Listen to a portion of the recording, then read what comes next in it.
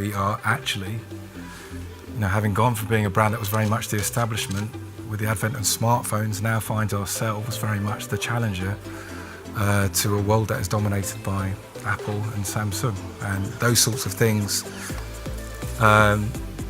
keep me excited and keep me motivated. So how do we go about actually solving those problems? Well, I think the most important thing is to have the culture. Culture is critical.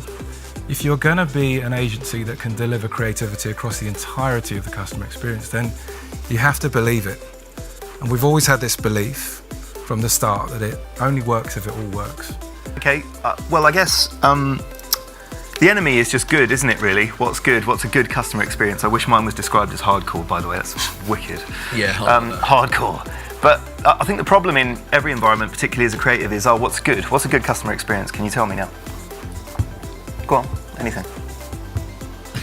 No? No, he's just scared by you. Okay. Okay, but the point is, it'll be different for everybody here. And I think that's the enemy of any sort of creative brief, of any sort of organisation. So I guess where we go back to is like purpose. And the thing I want to talk about is purpose, really. A client once asked me, which I thought was an amazing brief, how do we go from being a company that sell people stuff to being a company that people in the real world wish existed? I thought that was an amazing question. I burnt myself to pieces on that pitch, because who wouldn't, right? But it's true, because what they realised is they wanted a place in the world that stood for more than just launching quite good products. And the reason that was important is because if you have a purpose, it markets to something outside of just money, right? And it defines everything. So a good customer experience for them is totally defined by their purpose. The other truth is that, just to talk a bit about who else you're marketing to as a brand, right? You're marketing to talent. So the truth of a brilliant customer experience is it's only as good as the people that make it for you. And I just want to talk a bit to, as creatives in the world, we're in a really interesting place right now. People are paying money to avoid what we spend our lives making. They hate advertising. People hate advertising. And so the best talent in the world is making other stuff. I think it's the best thing to happen to our industry, though, skip ad, because it's no longer me saying, please be more creative, please do other stuff. We have to wake up. People hate what we do. So how does a brand go out into the world and tell the world about itself? At the moment, we're a bit like this bloke, a shadowy, perverted advisor saying, do some programmatic, do some stuff, it'll sell. And I think what we've got to do is wake up and be in the world and sort of look people in the eye and make experiences that they really, really value. And the world's best creatives and the world's best creative agencies and partners will do that in a powerful way. They'll only do that, though, I believe, if you as a brand have a clear purpose in the world and a clear reason for being outside of just flogging stuff. I think it's appealing to creatives. And this is where I've landed recently, which I just want to leave everyone with, which is really, I suppose, a question about the clients that you partner with. As a creative, are you currently dependent on people less ambitious than you to make your dreams come true?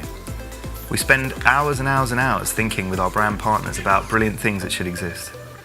And I sort of just wonder whether it needs to be addressed a little bit as to how ambitious our brand partners are. I mean, the reason I started a coffee is because no one else had done it, no one was going to do it. And Nespresso don't give a shit, they don't have to, they make millions.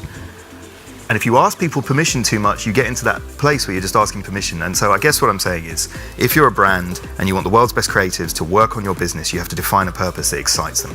So whether we think we're creative with a big C, like you can work at a creative agency, we're all creative in some of the decisions we make because we're all personal in the things we do.